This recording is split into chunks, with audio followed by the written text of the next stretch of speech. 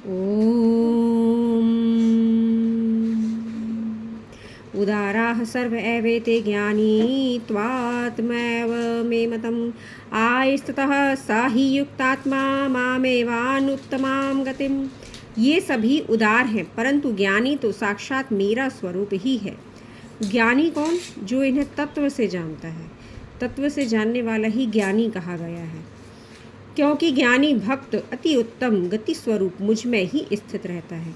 क्योंकि एक ज्ञानी अर्थात जानने वाला सर्वथा निरंतर सदैव उस एक परमात्मा में ही स्थित रहता है और निरंतर भजता रहता है। बहूनां जन्मनामन्ते ज्ञानवान् मां प्रपद्यते वासुदेवः सर्वमिति स महात्मा सुदुर्लभः। हे अर्जुन, वासुदेव ही सर्वस्व हैं, ऐसा मानकर ज्ञानी पुरुष मुझको भजता है। वह महात्मा अत्यंत दुर्लभ है। ऐसा महात्मा जो सर्वदा सिर्फ और सिर्फ वासुदेव को ही भजते हैं, क्योंकि वह जानता है कि वासुदेव ही सर्वस्व है। कामैस्ते ज्ञानाः प्रपद्यन्ते अन्ये देवताः तं तं नियममास्थाय प्रकृतया नियताः स्वया यो यो यां तनुभक्तः श्रद्धार्चितुमिच्छति तस्य तस्याञ्चलां श्रद्धां तामेव विदधाम्यहम्। परंतु भोगों की कामना द्वारा जिनका ज्ञान हरा जा चुका है, वे लोग अपने स्वभाव से प्रेरित होकर अन्य देवताओं को भजते हैं अर्थात पूजते हैं। सकाम भाव से प्रेरित होकर पूजते हैं अर्थात उनकी कामना इच्छा होती है, इसलिए वे देवताओं का यजन पूजन करते हैं। लेकिन परमात्मा को प्राप्त करने वाला निष्काम होना चाहिए, तभी वह परमात्मा तक पहुंच सकता है। जो सकाम भक्त जिस देवता को श्रद्धा से पूजना चाहता है, उस भक्त की श्रद्धा को मैं उसी देवता के प्रति स्थिर कर देता हूँ। अब आपको ये समझना होगा कि किसी देवी देवता को नहीं भजना है, उसे एक परमात्मा को भजना है। मित्रों, मेरे अर्पणा आध्यात्मिक जगत चैनल पर आप जाइए, उसे सब्सक्राइब कीजिए। मैंने अनेक ऐसे वीडियोस अपलोड किए हुए हैं जो परमात्मा तक पहुंचने के मार्ग को प्रशस्त करता है, सभी विधि बताते हैं, वह प्राचीन विधि। तो कृपया आप अर्पणा आध्यात्मिक जगत चैनल पर जाइए और उसे सब्सक्राइब कीजिए और सभी वीडियोस देखिए। सतया श्रद्धया युक्तस्तस्याराधनमीहते लभते च ततः कामाः मय्येव विहितान् हितान्।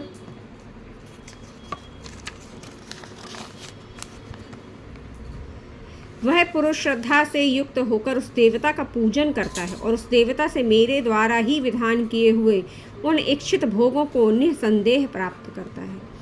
जब तक इच्छा है, जब तक भोग है और भोगों की प्राप्ति की कामना है, तब तक आप मन और बुद्धि का त्याग नहीं कर पाएंगी, इंद्रियों का त्याग नहीं कर पाएंगी, क्योंकि ये सभी जो कामनाएं हैं वह मन, भोग और इंद्रियों की कामना इन्हीं से संबंधित है। और उस देवता से मेरे द्वारा ही विधान किए हुए उन इच्छित भोगों को निसंदेह प्राप्त करता है। अनावत्तु फलं तेषां तद्भक्त्यल्पमेधसां देवान् देवयजो यान्ति मद्भक्ता यान्ति मामपि। परंतु उन अल्प बुद्धि वालों का यह फल नाशवान है। ये देख लीजिए, भगवान श्री कृष्ण ने स्वयं बता दिया कि जो ऐसे अल्प बुद्धि वाले हैं उनका फल नाशवान होता है, अर्थात फिर कामना फिर से दूसरी उठ जाती है और फिर वे दूसरी कामना की पूर्ति में फिर लग जाते हैं। इस तरह वे जीवन बर्बाद कर लेते हैं अपना पूरा, और उस योनि जो मनुष्य योनि जिसे बहुत ही अत्यंत दुर्लभ कहा गया है, उसे भी कोई काम में नहीं ले पाते, ना उन श्वासों को, ना उस ऊर्जा को। वे सर्वथा उसे नाशवान शरीर को दुरुपयोग में लगा देते हैं, कामनाओं की पूर्ति में लगा देते हैं और समय को नष्ट कर देते हैं। तो कृपया सावधान हो जाइए। परंतु उन अल्प बुद्धि वालों का यह फल नाशवान है। देवताओं को पूजने वाले देवताओं को प्राप्त होते हैं और देवता प्रकृति में है, यह भी ध्यान रखिए। और मेरे भक्त अंत में मुझको ही प्राप्त होते हैं। जो प्रकृति से परे हैं उन्हें भजना है।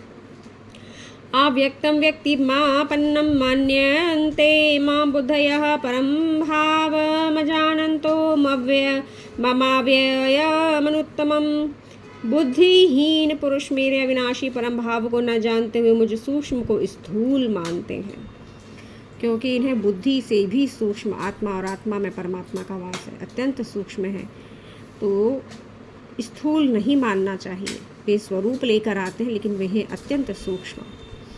नाहं प्रकाशः सर्वस्य योगमाया समावृतः मूढ़ोऽयं नाभिजानाति लोको माम जमव्ययम्। अपनी योग माया से छिपा हुआ मैं सबको दिखाई नहीं देता।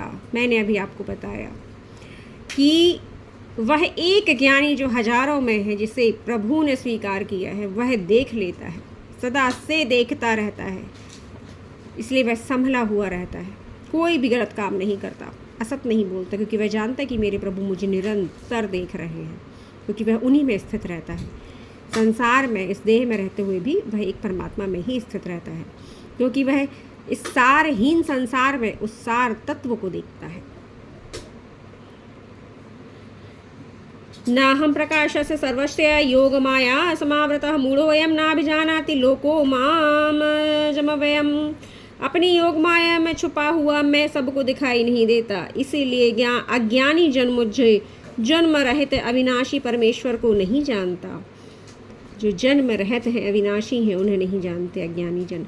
मुझको जन्मने मरने वाला समझता है।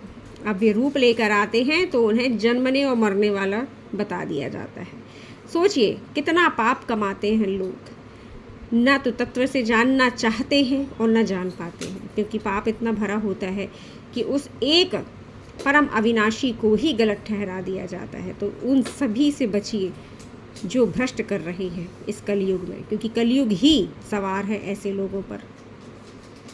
वेदाहं समतीतानि सवर्तमानानि चार्जुन भविष्याणि च भूतानि माम तु वेद न कश्चन। हे अर्जुन, पूर्व में व्यतीत हुए और वर्तमान में स्थित तथा आने वाले सब भूतों को मैं जानता हूँ, परंतु श्रद्धा और भक्ति से रहित पुरुष मुझको नहीं जानता। उन्हें सब कुछ ज्ञात है। आपने कितने जन्म लिए वह सब ज्ञात है। उन्होंने अर्जुन से कहा भी है कि तुझे अपने जन्म याद नहीं है, किंतु मैं जानता हूँ कि तेरे कितने जन्म हो चुके हैं और किस किस जन्म में तू कौन था, किंतु तुझे ज्ञात नहीं है।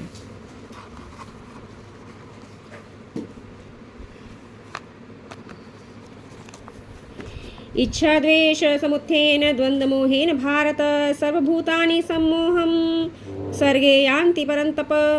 येषां त्वन्तगतं पापं जनानां पुण्यकर्मणां ते द्वंद्वमोह निर्मुक्ता भजन्ते मां दृढ़व्रताः। हे अर्जुन, संसार में इच्छा और द्वेष से उत्पन्न सुख आदि के कारण सभी प्राणी मोह में भ्रमित हैं।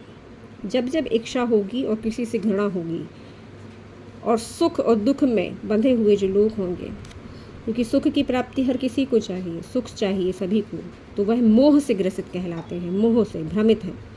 परंतु जिनका मोह नष्ट हो गया है, वे राग द्वेष जनित मोह से युक्त, अर्थात जिनका मोह नष्ट हो जाता है, वे राग और द्वेष से जनित मोह से मुक्त दृढ़ निश्चयी निरंतर मुझको सब प्रकार से भजते हैं। सब कुछ छोड़कर बस एक परमात्मा को ही भजते हैं।